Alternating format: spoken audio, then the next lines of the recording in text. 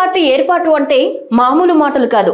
సిద్ధాంతాలు ఉండాలి, కార్యకర్తలు కావాలి, అభిమానులు రావాలి, ప్రజల ఆదరణ దక్కాలి, ఎన్నికల్లో గెలవాలి, ఓడినా తట్టుకోగలగాలి. భారత రాజకీయ చరిత్రలో ఎన్ని పార్టీలు పుట్టి అంతర్ధానమయ్యాయో ఇప్పటికీ లెక్కే లేదు. అతిపెద్ద ప్రజాస్వామ్య దేశం కాబట్టి ఇది సహజం అనుకోవాలి. ప్రపంచంలోని ఆయా పార్టీ సభ్యత్వ గణాంకాల ఆధారంగా China communist party CCP, America అధికార పార్టీ డెమోక్రాటిక్ పార్టీలను పక్కకు తోసి మన దేశానికి చెందిన పార్టీలు ముందు వరుసలో ఉన్నాయన్న విషయం తెలుసా? రండి ఆ వివరాలు తెలుసుకుందాం. Welcome to Deeksha media.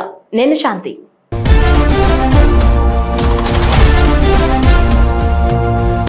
ఇద్దరే ఎంపీలతో మొదలుపెట్టి దశాబ్దాల పాటు దేశాన్ని ఏలిన భారతీయ జనతా పార్టీ బీజేపీ స్థాపించిన 9 నెలల్లోనే అత్యంత సంచలన రీతిలో అధికారం దక్కించుకున్న తెలుగుదేశం పార్టీ టీడీపీ వంటివి కూడా మన రాజకీయ చరిత్రలో ఉన్నాయి. అమేయ అధికారం ఉన్న అధిష్టానాన్ని ధిక్కరించి మరీ రాజకీయ పార్టీ నెలకొల్పి అధికారంలోకి వచ్చిన యువజన శ్రామిక రైతు కాంగ్రెస్, వైఎస్ఆర్ కాంగ్రెస్, టీఎంసీ, తృణమూల్ కాంగ్రెస్ వంటివి ఉన్నాయి. అన్నిటికీ మించి తెలంగాణ వాదంతో దశాబ్దన్నర పాటు పోరాడి ప్రత్యేక రాష్ట్రమే సాధించిన తెలంగాణ రాష్ట్ర సమితి టీఆర్ఎస్, ప్రస్తుత బీఆర్ఎస్ వంటివి ఉన్నాయి. ఏ పార్టీకైనా కార్యకర్తలే బలం, అతిపెద్ద బలగం.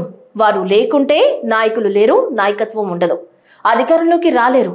అంతెందుకు, పార్టీ పెట్టిన తొలిసారి అధికారం దక్కించుకుంటేనే దానికి మనుగడ, లేదంటే అష్ట కష్టాలు పడాలి. ప్రత్యేకంగా ఆర్థిక వనరులు ఉంటేనో, సామాజిక వర్గం అండగా నిలుస్తేనో తప్ప సంవత్సరాల పాటు మనలేదు.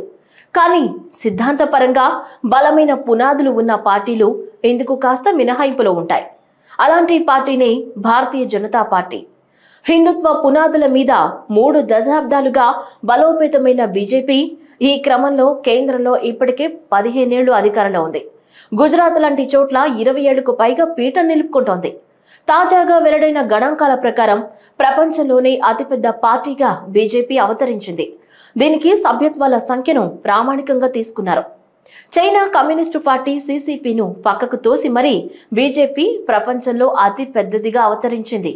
2వ స్థానంలో సిసిపి, చైనా కమ్యూనిస్టు పార్టీ ఉండగా 3వ స్థానంలో అమెరికా అధికార పార్టీ డెమోక్రాటిక్ పార్టీ నిలిచాయి.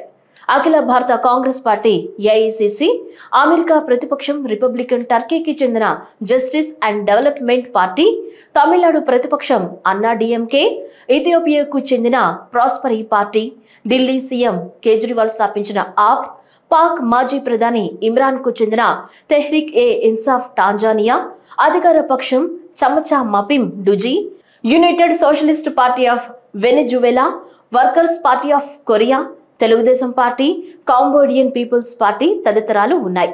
విశేషం ఏంటంటే ఏపీలో అధికారంలో ఉన్న వైఎస్ఆర్సీపీ కంటే తెలుగుదేశానికి తమిళనాడును పాలిస్తున్న డిఎంకే కంటే ప్రతిపక్ష అన్నా డిఎంకేకే ఎక్కువ సభ్యత్వాలు ఉండటం. పాకిస్తాన్లోనూ అధికార పాకిస్తాన్ ముస్లిం లీగ్ ఎన్ కంటే కూడా అక్కడి ప్రతిపక్షం తీవ్ర సంక్షోభంలో ఉన్న క్రికెట్ దిగ్గజం ఇమ్రాన్ ఖాన్ కు చెందిన తెహ్రిక్ ఏ ఇన్సాఫ్ కే ఎక్కువ బలగం ఉండటం గమనార్హం. 180 మిలియన్ల మంది కార్యకర్తలతో బీజేపీ టాప్ లో ఉంటే చైనా కమ్యూనిస్టు పార్టీకి 96.71 మిలియన్ల సభ్యత్వ బలం ఉంది.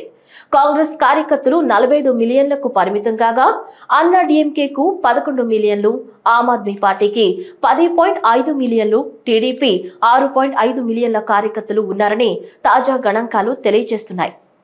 ఈ వీడియో కనుక మీకు నచ్చినట్లయితే సబ్స్క్రైబ్ చేయండి, లైక్ చేయండి, షేర్ చేయండి. మరిన్ని అప్డేట్స్ కోసం బెల్ ఐకాన్ని క్లిక్ చేయండి.